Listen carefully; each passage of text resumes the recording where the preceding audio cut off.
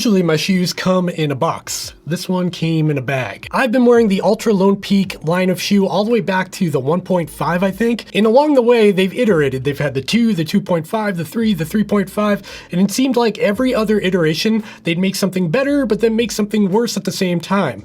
And that's why I'm really hopeful for the Altra Lone Peak 5.0 to be the best one yet. And spoiler, it kind of feels like it, but we'll get into it a little bit further. But before we do, if you find this video helpful or it brings value to your life, consider hitting that thumbs up button because it really helps out my channel.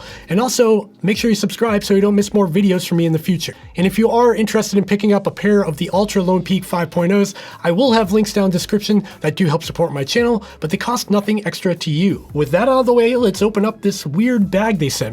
Before I crack these open, I do want to let you know that Altra did send me these shoes for the purpose of this video. I'm not being paid or sponsored or anything to tell you anything about these shoes, and everything in this video is my honest and unbiased opinion. Here's the bag that these shoes came in. I'm pretty sure this is like a media unit. I don't think this is what people will be getting if you order these online. This is what I got. So on the front of the bag here, you can see it says Lone Peak, the evolution of trail, and they've got the shoe here with a little mountain logo. It's kind of cool. I like the bag. I'll probably use it for something. And if we open the bag up, pull out the shoes here. So here's the Lone Peak 5.0, and forgive me, they are a little bit muddy. I have been wearing these shoes for about a week now to test them out for this video, but I did try to clean them up, although they just still don't look that great, so give me a break, okay? This is the gray and orange version, but they do come in multiple other colors. I am partial to that neon green or lime green color they do. I wish they sent me those, but these look pretty cool too, so I'm not that upset about it. Like I said, I've been wearing these shoes for about a week now, and I've taken them out on several runs in various conditions. Although it's pretty snowy here in the Northeast right now, these still did a pretty good job in the snow, but we'll get into that in a little bit. Just like all of the Lone Peaks before this one, this is a 25mm stack height and a zero drop platform. So that means the difference from your heel to the ground and the forefoot to the ground is exactly the same. There's no offset like on a typical running shoe. The zero drop platform is something you do have to get used to if you're used to regular running shoes, traditional running shoes, but it's not that big of a deal. But if you are wearing something with a much higher drop, then you might want to transition into Altra or zero drop shoes in general pretty gradually. Altra has kept the design of the Lone Peak 5.0 pretty minimal. They really just kind of sleeked everything down a little bit. There's less stitching, more things are kind of welded on and glued rather than having stitching, and I really like the look of these. However, I do miss the mountain insignia logo in the back here that's on the 4.5. So let me show you here's the 4.5s, and you can see the little mountain logo in the back here. The 5.0s still have a mountain logo, but it's not quite as detailed. It's more minimalist, a little bit more streamlined and modern. I like the look overall, but I really miss the little mountain thing because I'm so used to it. One new feature on the upper on the Lone Peak 5.0 is that they actually traded in some mesh areas for actually laser cut areas. And I think this will actually hold up in durability a little bit better than the mesh did on the previous model. So they've got the laser cutting on the side here near the heel. They've also got laser cutting on the toe up here. These laser cut holes are meant to add breathability, but also add in drainage if you step in a puddle or you get really sweaty or whatever reason your foot gets soaked. These are supposed to let water out a lot quicker than the mesh did before. And you can see that the laser cut areas definitely replaced some of this mesh that was on the previous models. Looking at the bottom of the Lone Peak 5.0, we've got the Max Track outsole with the trail claw, and this is something they've been doing for a very long time. The design of this outsole hasn't changed much from the design of the outsole on the 4.5. However, there are some minor changes. You can see, for instance, there's little indents in the arrow-looking features here. And instead of hexagonal features in the midfoot here, we've got more of an arrow shape on the 5.0. I don't think any of these changes will really affect the traction on these shoes, but maybe they do. Maybe there's people smarter than me doing this stuff. That being said, I've never had an issue in terms of traction with Lone Peak 4.5s or these brand new 5.0s. Like I said before, I've really only had the chance to run in snow with these, but they've been doing a really good job in terms of traction on wet rocks, even in just straight up powder snow.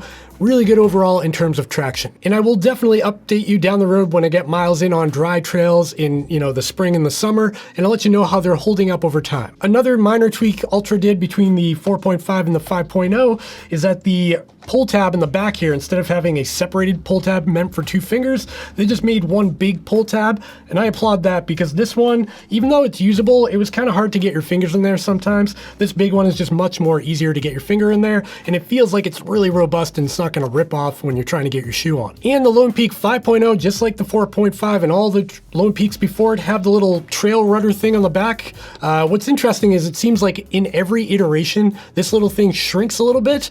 Like the Lone Peak 1.0 had this huge rudder in the back, and then it got a little bit smaller and it just kept getting smaller and smaller.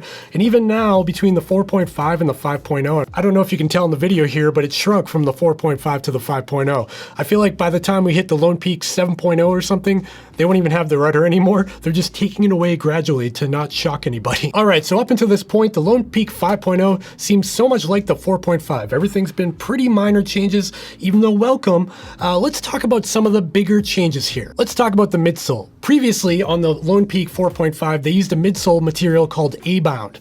And it was good out of the box, but after about 100 miles, it would feel like you're running on flat tires. That springiness, that cushion just kind of went away. It's something I lived with, but it was always a frustration. I felt like I needed a new shoe after like 50 to 100 miles. Now with the Lone Peak 5.0, Ultra moved to the Ultra Ego midsole, which has been hugely requested for like the past year.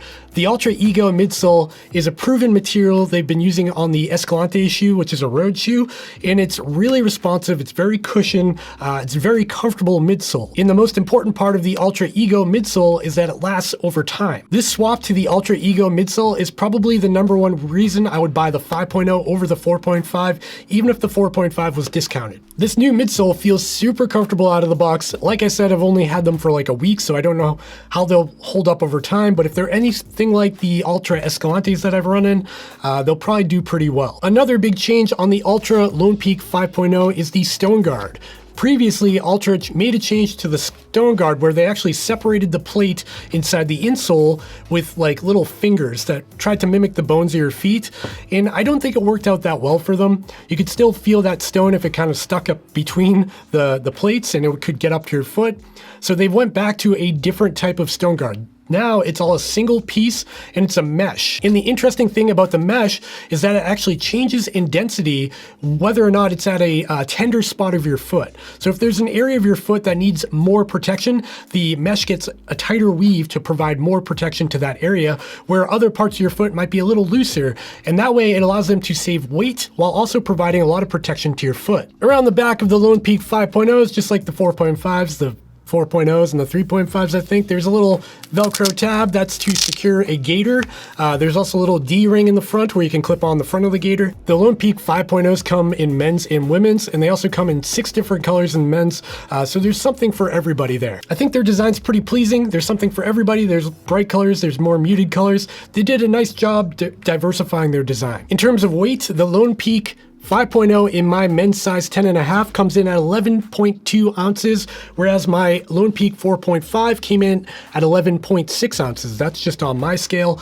I don't know if it's calibrated or not, but take that for what it's worth. The Lone Peak 5.0 certainly isn't a super light shoe, but there is a lot going on here. 25mm stack height, pretty good amount of protection around the shoe.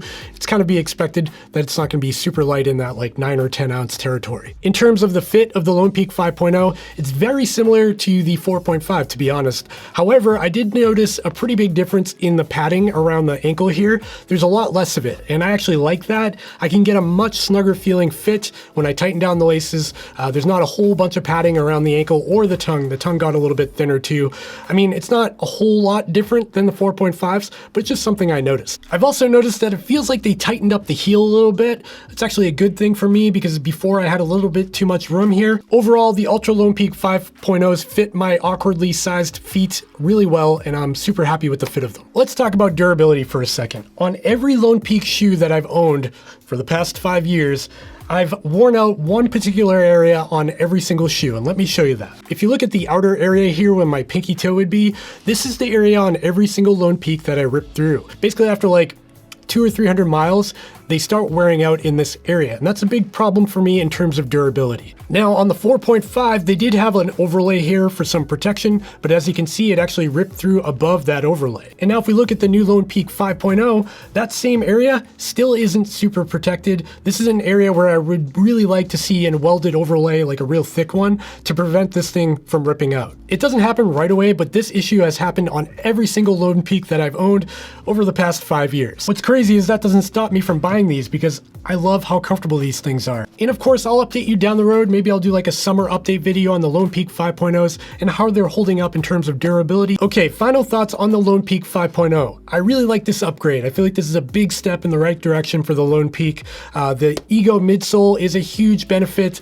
I really like that they changed the stone guard to be one piece again. It's a little bit lighter than the 4.5, super comfortable fit. Overall, a really versatile shoe. I'm just hoping the durability holds up over time because really the only issue I have with the Lone Peak shoes is that they just haven't proven to be the most durable trail runner. I hate throwing a shoe away when there's a ton of life left on the outsole, and that's what I've had to do in the past, or I just throw a piece of duct tape on it and keep running until they fail, but that's not a great solution either. Only time will tell how long the Altra Lone Peak 5.0s are gonna last, but I have high hopes. I'm really digging this shoe so far. The Altra Lone Peak 5.0s come in at $130, which is reasonable for this kind of shoe.